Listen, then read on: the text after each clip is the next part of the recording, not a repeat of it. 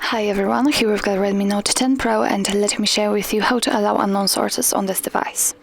So firstly we have to find and open the settings, and now let's scroll down and find the option Privacy Protection. Let's tap on it.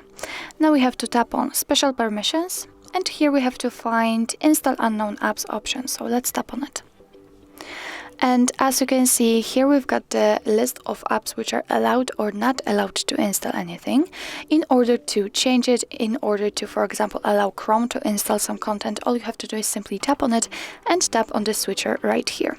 As you can see, we've got the warning that you're doing it on your own responsibility because third-party apps aren't verified by the developer, so they may cause multiple problems and decrease system stability, and also put some risk on your personal data. So remember, you're doing it on your own responsibility. Just tap on accept right here. As you can see right now, it is activated. So after getting back, we can see that from now on the Chrome is allowed to install some content. Obviously it will work with all other apps here which are listed, and you can turn off the permissions whenever you want to. Just go back to the app, in my case Chrome, tap on it and tap on the switcher again. After getting back, you can see that the Chrome is not allowed to install anything.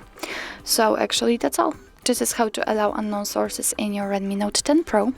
Thank you so much for watching. I hope that this video was helpful, and if it was, please hit the subscribe button and leave the thumbs up.